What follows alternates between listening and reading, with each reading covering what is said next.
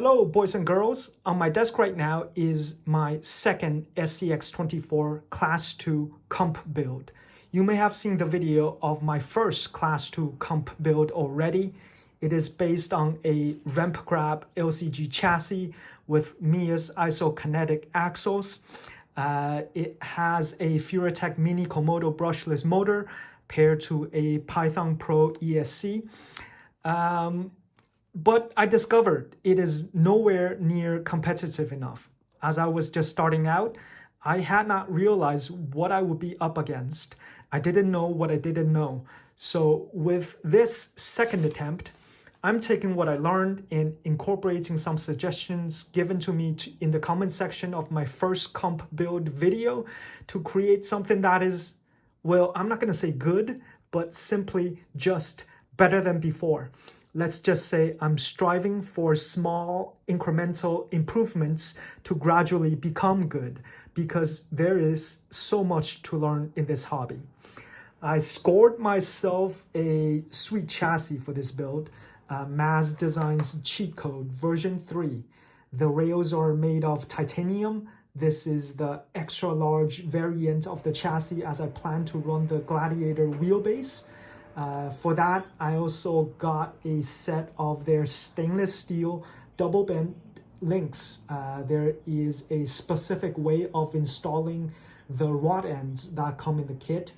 There are 3 types of rod ends: straight, angled with hex, angled without hex. Make sure you go to Mazz Designs website and watch the tutorial video.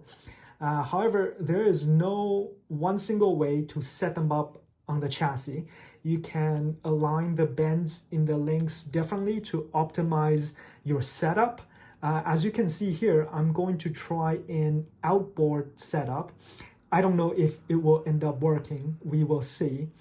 The assembly of the chassis is fairly simple. It goes together just like any other aftermarket chassis kit. The only tricky part is perhaps screwing into these 3D printed parts may require a bit of pressure to get the threads started in the holes. That's about it. If you have any questions about putting this thing together, feel free to ask in the comments. You start by installing the bottom links onto the skid because these sliders block access to the screw holes. The skid has a 15-degree tilt to tuck the forward-facing motors deep into the chassis. Ramp crab, for example, has only 7 degrees. Mazz offers an optional 10-degree skid in case you run into any interference between the motor and the front links. I didn't get it, so if my chosen motor, this Furitek Micro Komodo, doesn't work, I will switch to using a Mini Komodo again. I want to use the Micro Komodo because it is small and light, so I can keep the center of gravity as low as possible. I can already tell I will have to remove this front brace to install this motor. Let's give it a try. There really isn't much to complain about the MEUS isokinetic axles on my previous build, so I bought another pair. I like their weight, I like their width, and most importantly, I like the amazing 52-degree turning angle. However, there is one thing I don't like. I often find myself catching on the rear diff housing, the inside of it. So I got this from, I don't know how to say it, V.ENG or V.ENG RC. This is a diff slider, a 3D printed diff slider to make the pumpkin less catchy. I got this on Etsy. I will leave a link to it in the description. In fact, the description will have a link to every part I use. I will be using the underdrive gears MEUS includes in the kit, like I did last time. In the rear axle, of course. On top of that, I'll be installing a set of 33% overdrive gears in the front axle. Now, you have to buy the front overdrive gear separately from MEUS and only from MEUS because the worm wheel, which is the gear on the bottom, is wider than stock. And for shock dampers, many of you suggested less travel, and more specifically, you suggested the Proline big bore in 32 millimeters. Well, I didn't get those. I bought these instead. These are the hot racing big bore shocks in 32 millimeters. I believe these are identical to the Proline ones. Anyway, let's open up the packaging and get to work.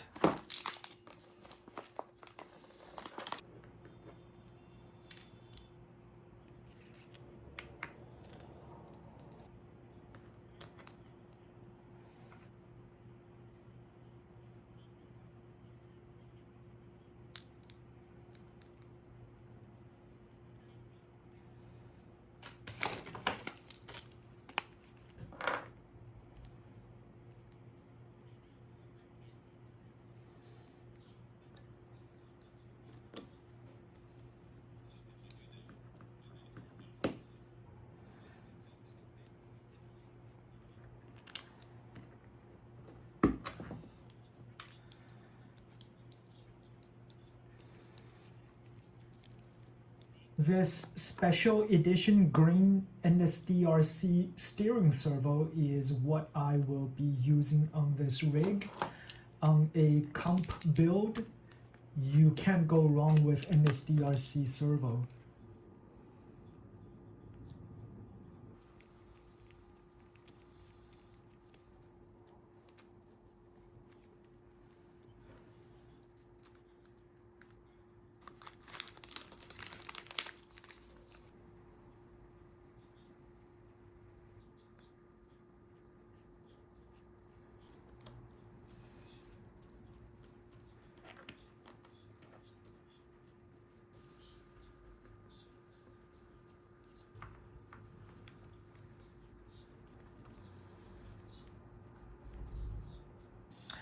All right, I have the suspension linkages attached to the axles, but they are by no means set up properly yet.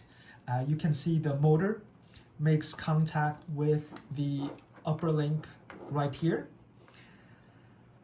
The obvious way to fix it is to position the shocks lower on the shock mounting plate, but that would lift the entire vehicle up higher and hinder performance. I do want the servo to be tucked all the way up into the body to keep the vehicle center of gravity as low as possible. Same as what I've done with my first comp build. Look here how the servo is on the same level as the magnet for the body mount. By the way, if you're curious about this rig, go check out its build video. Here's a link of it. Now, I can also try repositioning the upper link lower. There are multiple mounting points for the upper links. Or rotate the bend of the link so it rises up into the servo mount to give it more clearance with the motor. However, you see the next thing the motor is going to fit is going to hit is the drive shaft. So I guess with this style of motor, it would need to be positioned rear facing, or perhaps I will have to use Mazz Designs 10-degree skid plate instead, so the motor doesn't tilt as far down, which might allow the use of this type of motor in a front-facing orientation. But I don't have that skid plate, so I cannot try it. The option I do have, if I'm so fixated on having the motor face forward, is to use a Mini Komodo instead of this micro Komodo. This is the Mini Komodo. It is more of a pancake style motor that does not protrude out as much. And it also sits a bit higher, which I think would allow me to tuck the front end down some more. This is the only problem I see in the front. I will have to think about what to do. In the back, I have to figure out why my axle is not positioned in the middle. I think I will be able to run outboard upper links in the back, but I will have to rotate the links to give them a bit more clearance. Okay, so this is really fun. I'm gonna turn off the camera and just play around with this thing, try a few different ideas, and also find the best mounting points for these shocks. I'll be right back.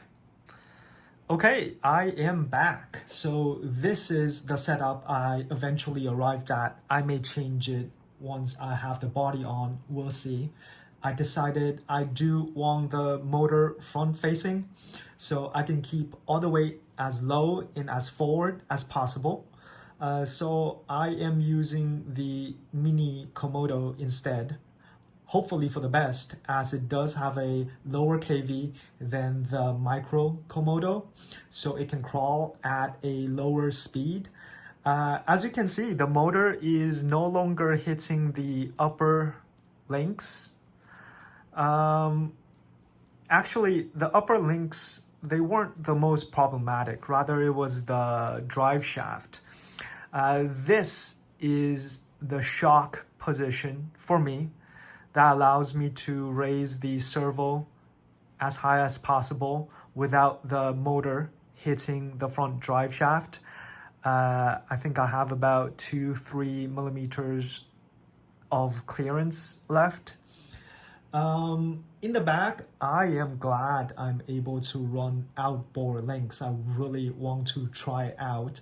Having these rear upper links on the outside of the chassis increases link triangulation, which should help with stability when side hilling.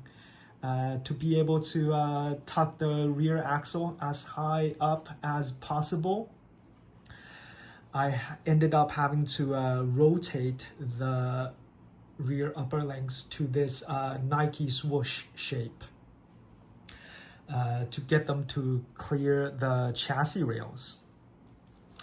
I mentioned my axle wasn't centered between the chassis rails. That was just because I didn't have my links exactly the same length. So when you assemble the links, when you twist those rod ends onto the links, just make sure you ended up with the same lengths on both sides. Oh yeah, something I've been wondering about. Why can't the front lower links be bent? Not even a double bend, but one single bend like all other high clearance links are. Maybe some of you can show me why. I think later I will install a pair of Injora high clearance links just to test. Okay, so this is what I've settled on for now. I might change things after I put on the wheels and tires, and that is what we'll work on next. These are the wheels and tires I've prepared for this rig. Little Guy Racing Parts Trench King wrapped on Treal 5-spoke star in gunmetal and topped off with Mazz Designs beadlock rings. You can see how the pattern of the ring matches the wheel. Beautiful. This is Little Guy Racing Parts softer and stickier NL2 rubber compound. These are 63.5 millimeters in diameters, just a hair shy of the 64 millimeter maximum permitted for class 2. I am using modified Injora yellow silicone inserts. I've cut off some of the supports to make them softer.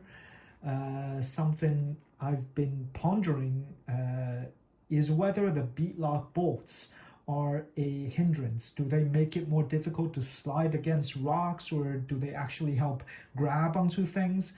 I'd like to hear what you guys think. Many of you left comments in my last comp build video and offered suggestions. I appreciate that very much. Those comments totally help. Please feel free to do the same here. If there's anything else I can do to improve the truck's competitiveness, let me know.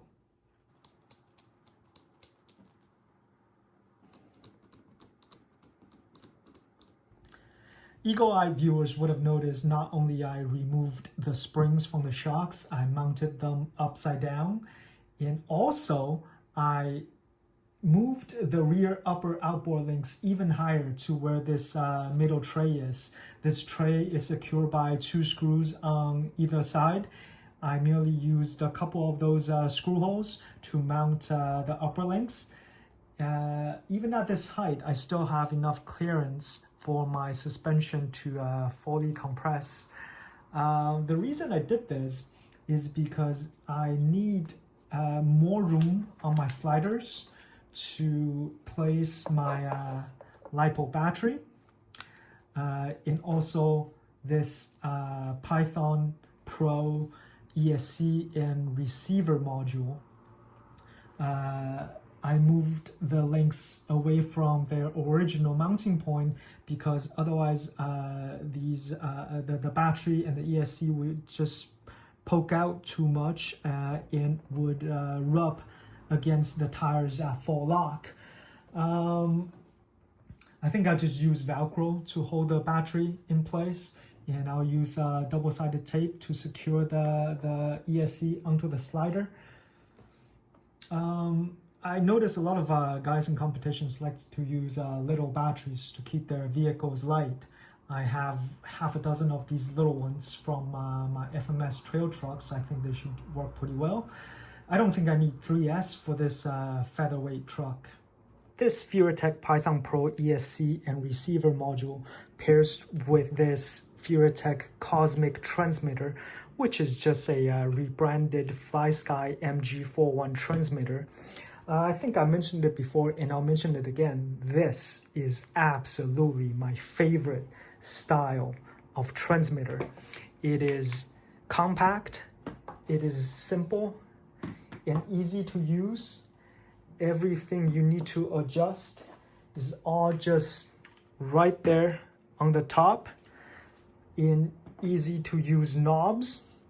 There's no sense in having a fancy transmitter here with lots of functions I won't use and adjustability I don't need. This is a very simple comp truck. I just need to be able to steer left and right, go forward and backward. It's cool to have a Gucci transmitter and all, but a part of comps I realized is about the driver being agile and being able to maneuver to different positions quickly to find that perfect line of sight to the truck. Carrying a bulky transmitter around is the last thing I want. All the adjustments I need is in the ESC, and for the Furitek Python Pro, we have the awesome Furicard app. Anyway, let's get the ESC positioned and figure out how to make the wires not look like a mess.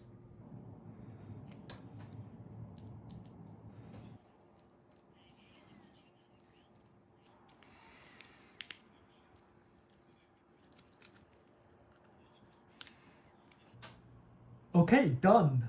The ESC and the battery weigh about the same, so I have them balanced on the left and right sides of the truck.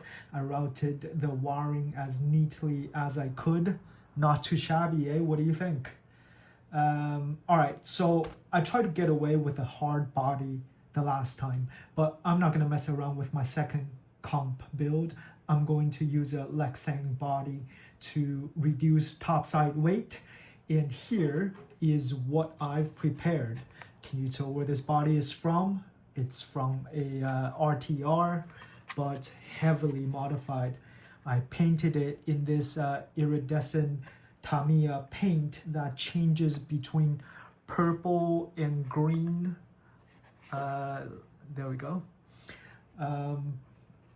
It's supposed to be, at least, I mean, I don't know what I did wrong, but it looks more like pink and green. It's backed with a layer of black. I trimmed it to clear the tires. Yeah, that's another good thing about Lexan body. It's easier to cut up and create the clearance needed to mount it as low as possible. I've decked it out with some stickers so it at least looks competitive. I glued some magnets to the bottom using the trusty E6000 adhesive. Let me pop this body on, and my second class 2 comp build is done.